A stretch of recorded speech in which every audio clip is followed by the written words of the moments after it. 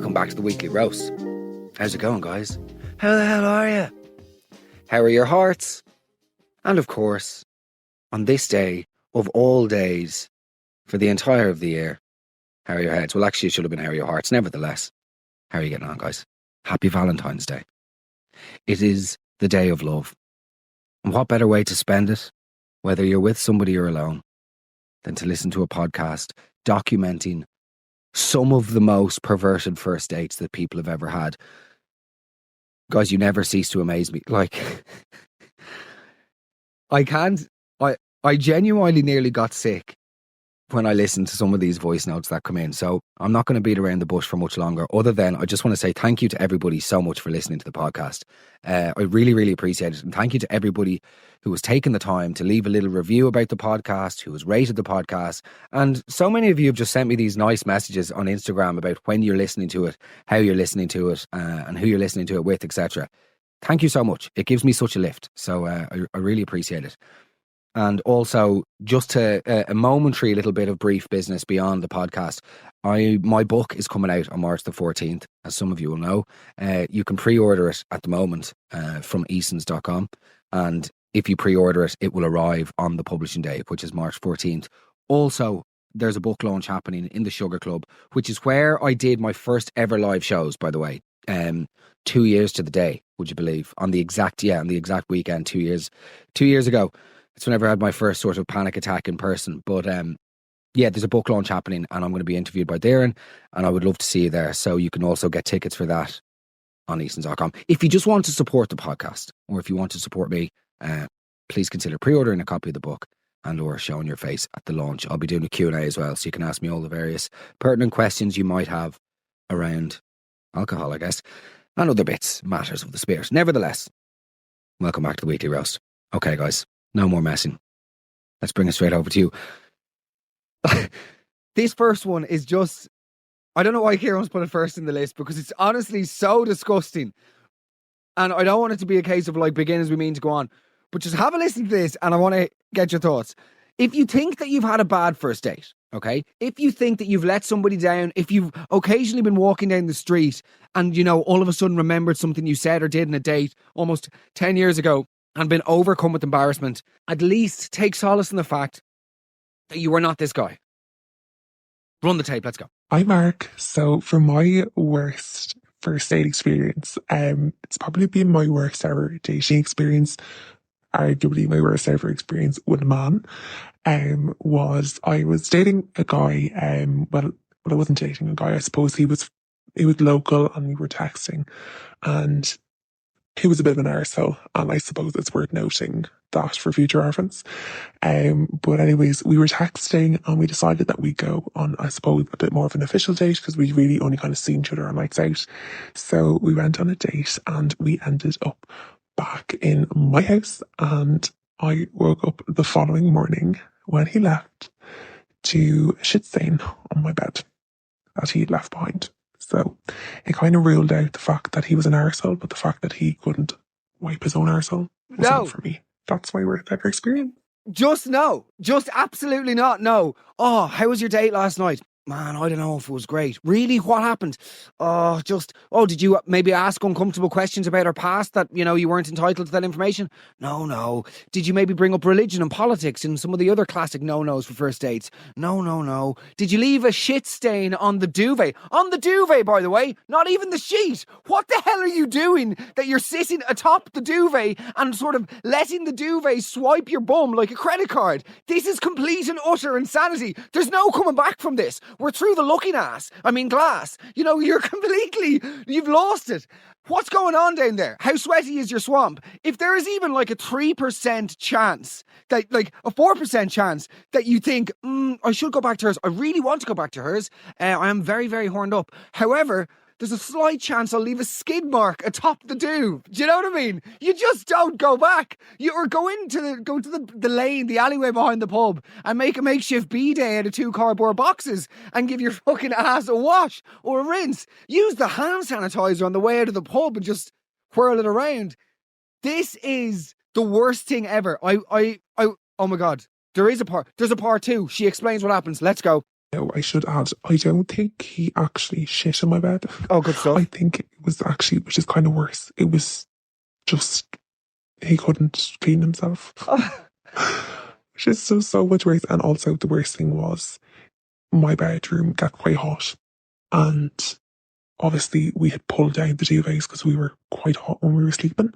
So he obviously had one leg on top of the duvet and one leg underneath it. So that meant it was on the top of the duvet. So it makes me so, think that when I so sorry. So he's riding the duvet like a donkey. This guy is taking dangerous risks here. Again, don't be, flossing the duvet if you're not completely certain that your behind is and your nether regions in general are completely liquid free, scent free, and clean. This is this is disgraceful. This is absolute carnage, chaos, carnage. Let's go. it was on the top of the duvet. So it makes me think that when I pulled up the duvet covers, how close that was to my face. Ah, And it was on like the top side of the cover, and I have white covers. oh, So of it was course. just a disaster, and I've just never forgotten it. It's just a highlight of not a highlight. It certainly was not a highlight. No, It high was shite. definitely just the worst moment. What's that word I'm looking for? The peak of the worst thing that can happen.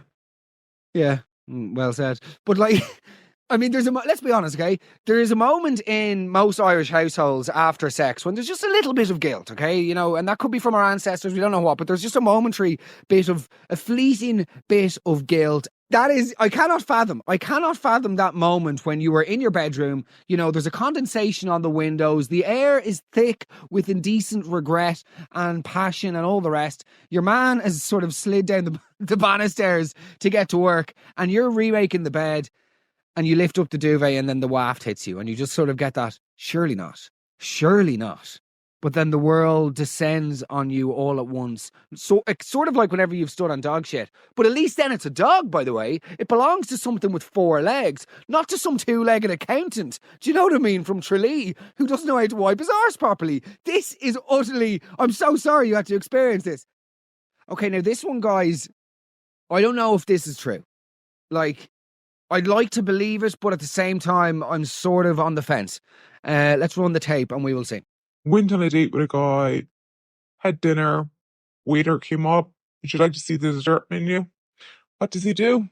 Turns around, drops a condom on my plate and goes, our dessert's right here. We don't need anything else. Oh, I thought I'd actually punch him in the face.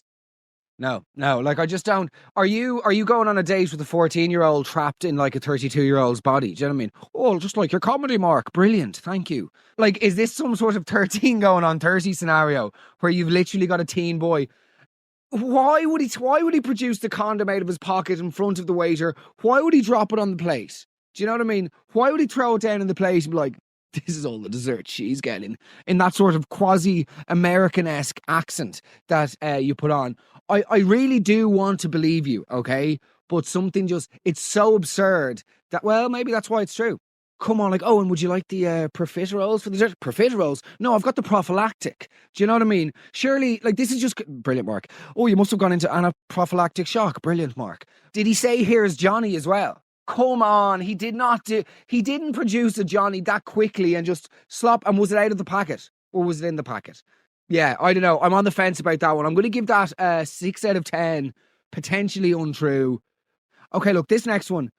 I would like to say that this happens to the best of us. But honestly, in the litany of, failures of my own, this has not been one of them. Let's just play it. Well, Mark, so there's this guy that I went to national school with. So bearing in mind now, we know each other since we were 4 years old.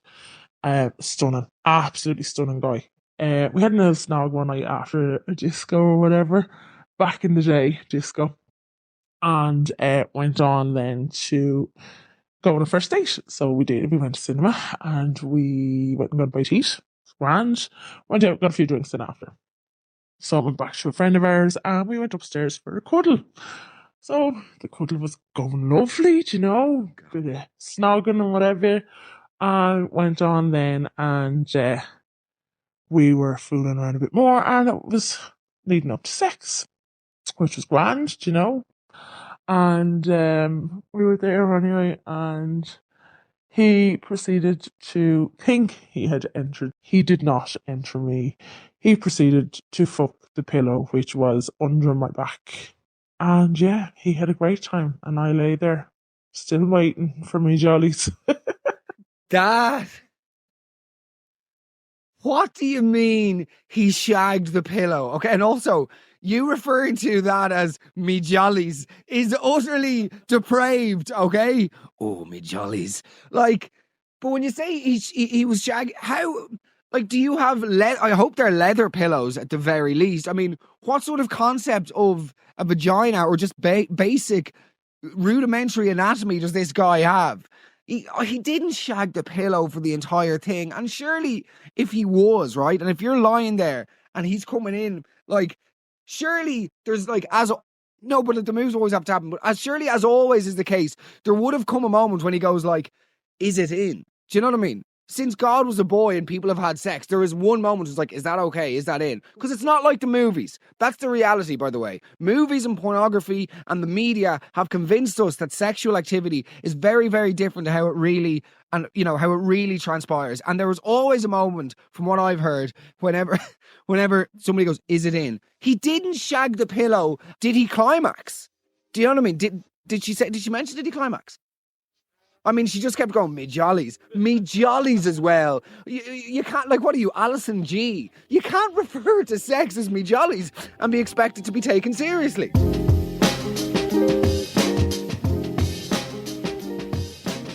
Right.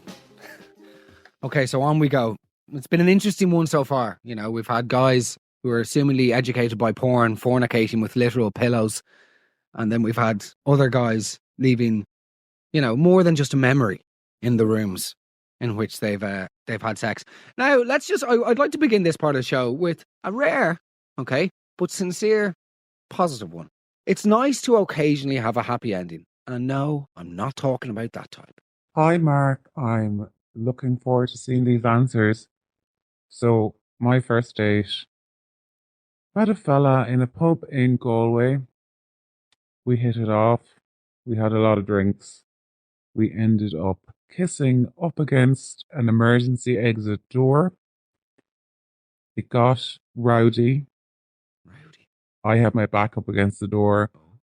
The door opened. I fell backwards, cracked my head in the alleyway beside the pub, and ended up getting an ambulance to A&E.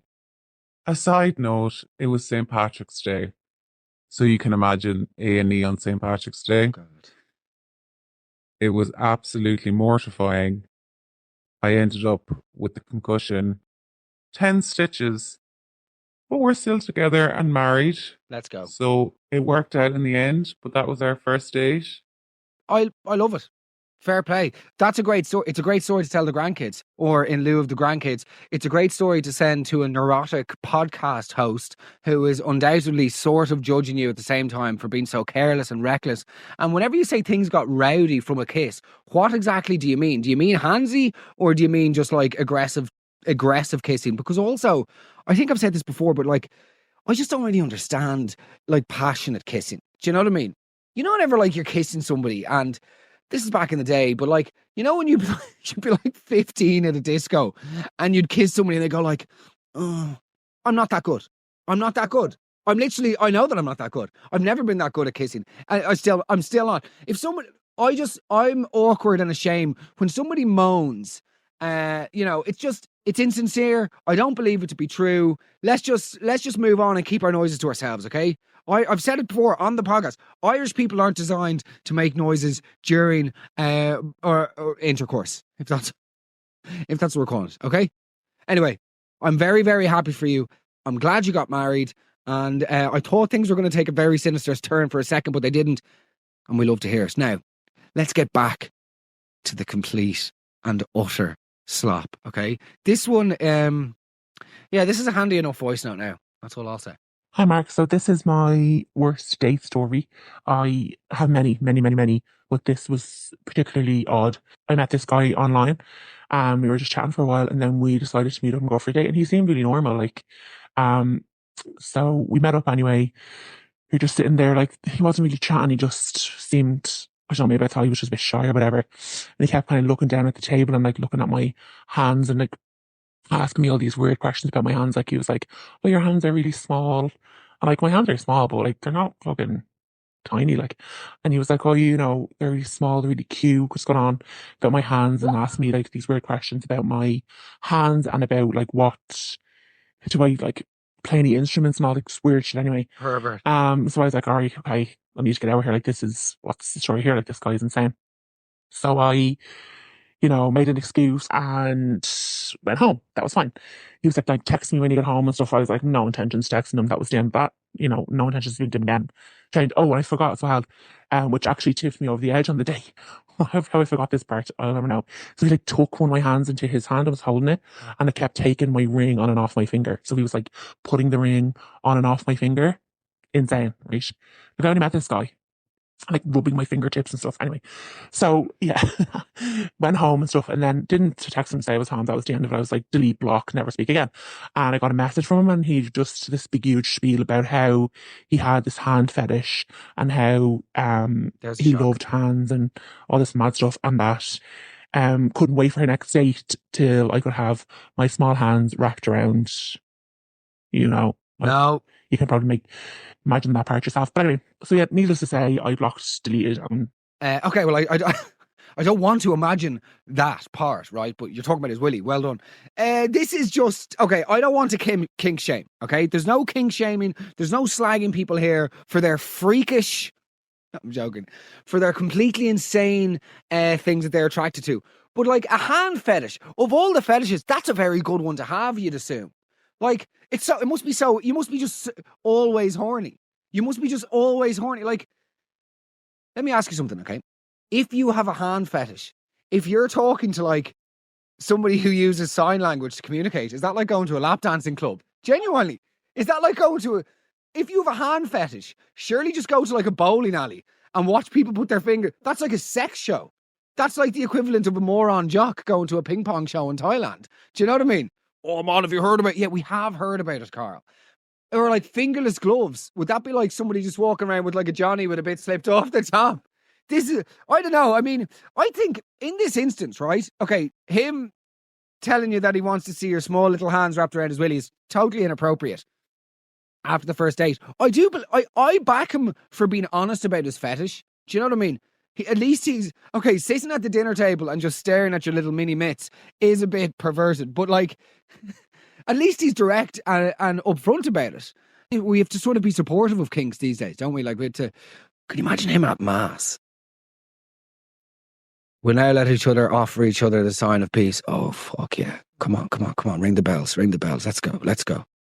Oh yeah. Now we'll now offer each other the sign of peace. Oh my. Hand fetishes. Fair play to him. Round of applause. Bula bus. Right, guys, I want you.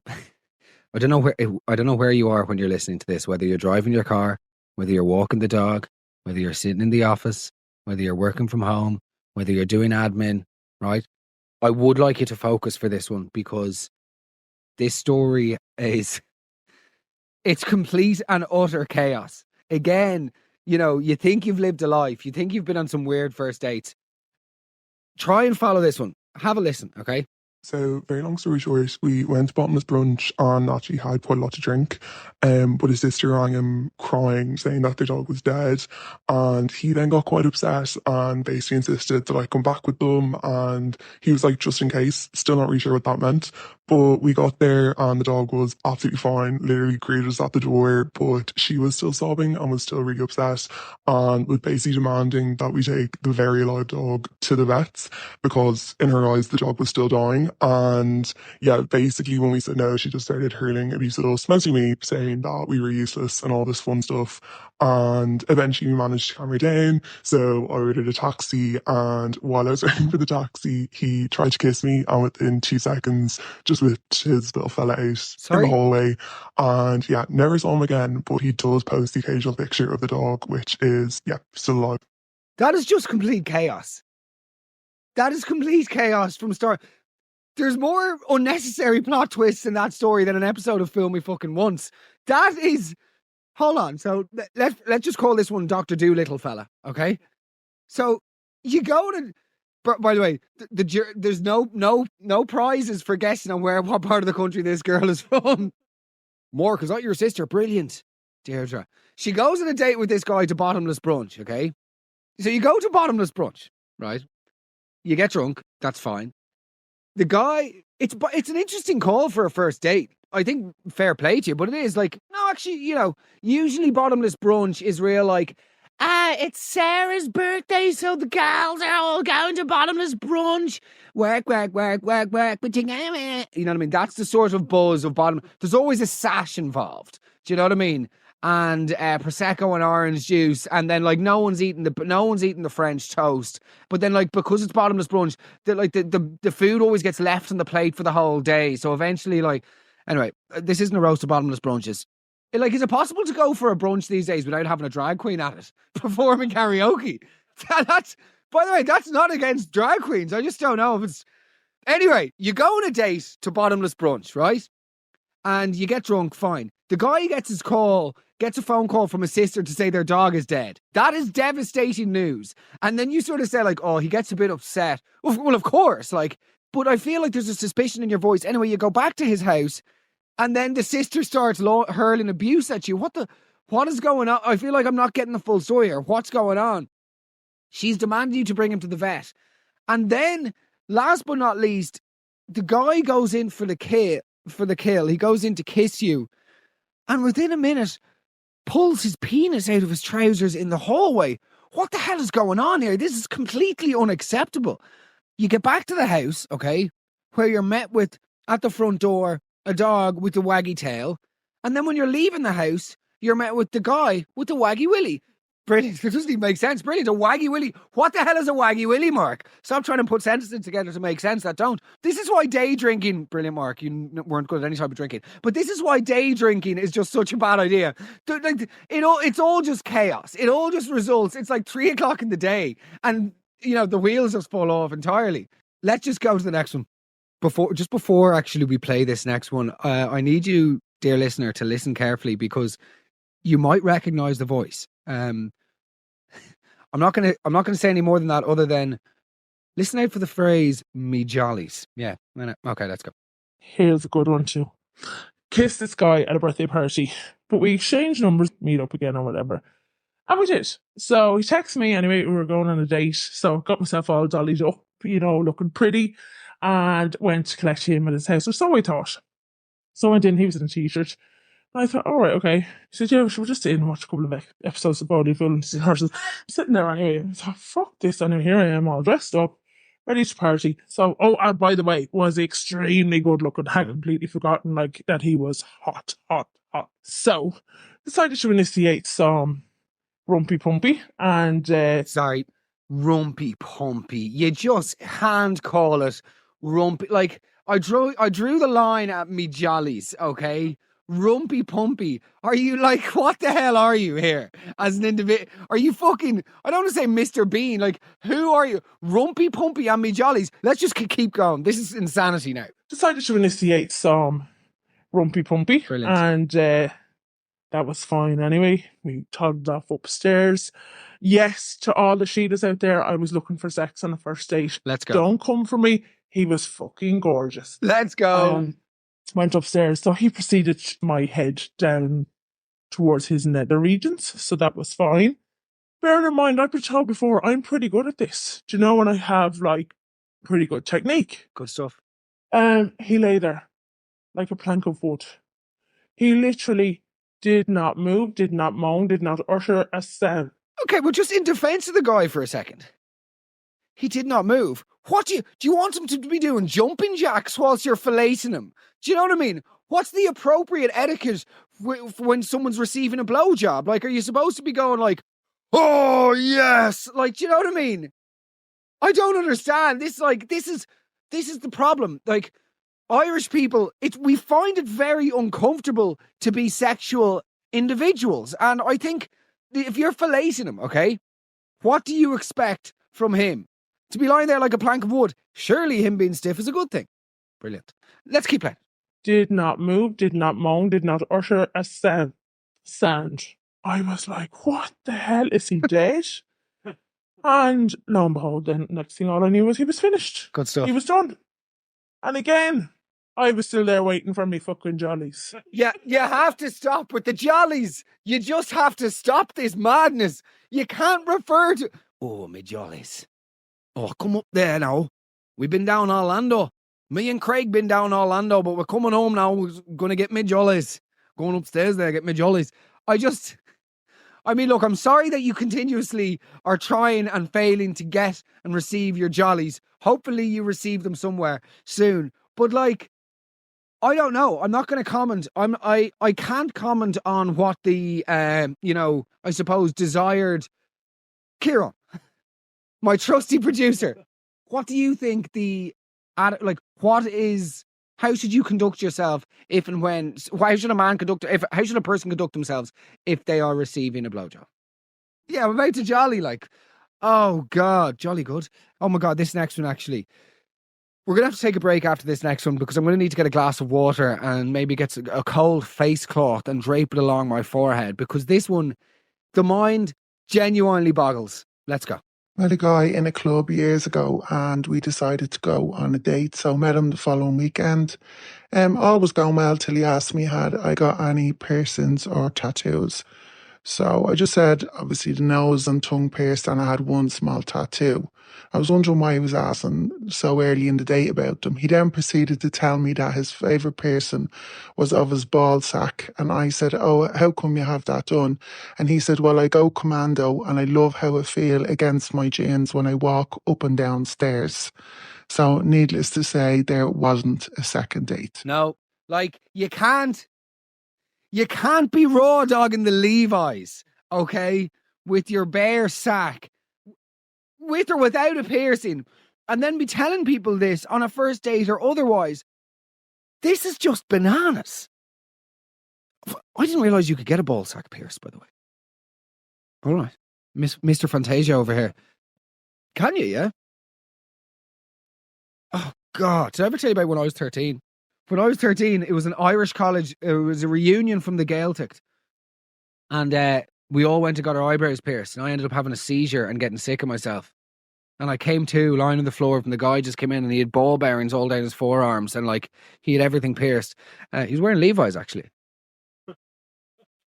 Now that I think about it, he was going on a date that night. No, but he was like to me, just clean yourself up before you leave. And I was like, I'm genuinely too young for this. I'm 13. I just want to go home. You know? Anyway, that's a sad story. Just a little sneak peek of vulnerability before we continue on.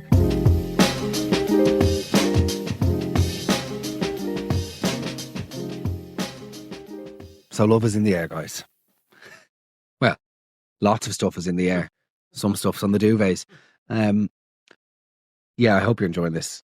And I hope if you've been on some very bad first dates recently, that, you know, rest assured, you're not the only one. I think it's actually what I find so reassuring about all of these voice notes is in this era of like wellness and perfection on Instagram and everybody having these fucking like eat, pray, love lives where everyone's, you know, doing yoga and mindfulness and just like being really clean and glossy and lovely individuals. It's nice to know there's just still a good old bit of savagery going on in the world. Do you know what I mean? I feel reassured that there's still just a lot of slop in Ireland. We're going to do a little sort of quick fire round now, okay? So I'm not going to really preface these ones, but let's just get straight into it, okay? Quick fire round, and perhaps not one for those of you with sensitive stomachs or ears. First date with an Italian guy. We met in Cork, so down in the back of a lot of candles lit, so it's very nice. Anyway, date was going very well until he started asking me to kiss down, or kiss down, as he was saying. It took me a while to realise he was looking for a blowjob. Yeah, okay, brilliant. Well done, Columbo. But also, kiss down. You can't do the accent. This is more unfair on Italian people than those Dalmio adverts, right? Or my Bananti in the Gaeltacht that time, thinking spaghetti bolognese needs to be served with potatoes and toast. I'm looking at you, Breed. Do you know what I mean? But like this, keys down. He didn't say that. I do not believe that there is an Italian man living in Ireland or anywhere in the world who was having dinner with you and just staring at you and decides to just go. No, by the way, no matter how limited his English is, that he's just going to sit across from you and in between having a profiterole or a cannelloni or a spaghetti bolognese, he's just going to go. Keys down. What did he think was going to happen? That you're just going to like fillet him in the middle of the restaurant and he was going to stand there like a plank of wood? This is insanity. I just don't believe that is something that actually happened. There's a part of me that thinks you're talking out of your arse. Speaking of out your arse, let's go to the next one. My first date disaster was your man having the shites throughout Brilliant. the date. So we met in a bar in Camden Street and he was there lashing the pint of Guinness into himself. Good Fine for the first half an hour, and then next thing he went to the bathroom, which was normal enough. Didn't come back for about 15 minutes. Came back then and was really apologetic, which I thought was still alright. Then every like 15, 20 minutes, he used to just go, like make a run for the bathroom, come back and keep apologising, saying, "Oh, you don't deserve this." It was just really weird. The date lasted about an hour and a half when I had to just cut it. And he tried to pay for my taxi home, kept apologising, and yeah, just a shitty experience. Okay, brilliant there at the end. What the poor guy, by the way, the poor guy, him sort of with the head in the hands of the table going, "You don't deserve this," is absolutely genius. And what was he thinking? What was he thinking? If you have a bad stomach, if you have diarrhea, don't be milling into 9 Guinness of a Sunday on a Tinder date. Like, that is just, God love him and God love you. Yeah, terrible. I'm really sorry that happened. Speaking of just like these unwanted excretions, shall we say, let's continue. I'm so sorry. Like, let's go. Okay, so this goes down as possibly one of the worst first dates ever. So I was swiped with a guy on Tinder or whatever that is. Met a guy on Tinder. Seemed grand, texting away. Then obviously the first date comes up. Feeling really nervous. Think I drank a bottle of wine maybe at home. Got to the bar. Could drink more than a bottle of wine now. And I got to the bar, nice guy, but yeah, nerves took over. Couple of vodkas in, we're chatting away. I was starting to feel a little bit seedy. And literally you couldn't write the next part. He just was going in for the kill, in for the kiss, and it just came vomit all over him, like just projectile on top of him. Sorry, I forgot to mention this was actually in a bar at the time. And yeah, the bar was really busy. So the man gets projectile vomited all over, and then I had to go to the bathroom, but I kept puking through the toilet, through the bar, all the way up into the toilet that was actually up the stairs. And yeah, that was the first and last date with that guy. Oh my God. That will haunt you forever. That will, like, we've all been on bad dates and we've all sort of felt sick. And those moments of, how did you not get a warning? Do you know what I mean? Usually the sign is when you feel sick. I'm one of those people, like, I'll avoid getting sick for as long as possible because I just don't like it. But then it's whenever the sides of your mouth fill with water, that's when you know you're goosed. Surely there was some sort of a warning that would have helped you, avoided having to walk through the bar like a fucking gargoyle at the Trevi Fountain with vomit exploding out of your mouth. That is devastating. You will never come back from it. I still remember the time, and we were drinking on at a field in I don't know where, Cabinteely, I think. And I remember I did the same thing, and I was, we were playing past the polo of all things, which is terrible, a completely flawed game, let's be honest. There weren't really any rules. The most arbitrary. Do you ever play past the polo? You have to stand in a circle and there's one polo, okay? And you have to pass it to the person next to you. A polo mint, yeah. Yeah, not the automobile. We didn't lift up cars with our teeth, but you have to pass the polo to the person beside you, and then via your mouth, right? But then if you drop it, you have to kiss them. So of course, you'd wait until you're standing beside somebody you fancy, and then you get the polo and you're like, Alex Ferguson's chewing gum across the room, gone. Then in for the smooch. Nevertheless, yeah, happens to the best of us. Happens to the worst of us. Horrendous. Okay, last And absolutely not least, okay, we've got this. To anybody listening to the podcast, please just tell me that if you know somebody like this in your life, just take them aside, okay, and sort of remove them from society and say, listen, you can't behave like this ever, ever again. Have a listen. Yeah, please change my voice. I'd appreciate that. It was the first date, Tuesday night. We'd arranged to meet in a bar in Cork. I lived in town, so it wasn't long. I was there first, ordered my drink, and was waiting for him. Had a few gulps of the wine, and this fella arrived. He was awful fidgety, got his pint, sat down, and I was like, he's either nervous or just can't sit still. And I told him to take a mouthful of his drink and relax there. And he goes, oh, I'm very relaxed. And I'm grand. So I was like, how are you? Going through the pleasantries. And he just interrupted me and said, where are the jacks? And I went, oh, down there and up the stairs. And then I thought the poor fella's bursting. And he just turned around to me and he says, Christ, I've been mad horny all day thinking of you. And if I don't go now, I'm going to explode. I need to go to the jacks. I need to whack one off here. And he just upped and left. So I just upped and left the bar. I couldn't stick around for that. I couldn't. Anyway, that's the story. You sort of sound like you could towards the end. No. That is honestly... Have you ever heard anything like that? Oh, sorry, it's as if you're cold. You know, when you stand up, you go, oh, sorry. Geez, I'll settle down now. I'm just freezing there outside. Oh, sorry. Just very, very horny there. What? Absolutely not. What did she say? Did he say he was horny from thinking about her all day? Is that what he said? Let's play it back. And he just turned around to me and he says, Christ, I've been mad horny all day thinking of you. And don't bring Christ into it. Like, do you know what I mean? I've been mad horny all day. That's your opener. That is brave. That is completely insane. And then going into the bathroom, that is just like, oh my God, that's making the first guy, the duvet guy, look like a gentleman. Like, I thought it couldn't get any worse with a kiss down there. I didn't even say down there. It was just kiss down. So, where are you from, mate? I am from Italy. Oh, brilliant. And do you live in Ireland long? Yes. Okay, you enjoying your food? Really, there's not like where I'm from Bergamo, and my mother... Yeah, I know. Okay, we get the cooking stuff, right? Yes, you're from a long lineage of exceptionally good chefs, all right? What else? What do you do for a living? Would you any chance of the kiss down? Excuse me? Is that a movie? Sounds like a Roald Dahl novel. Is the kiss down?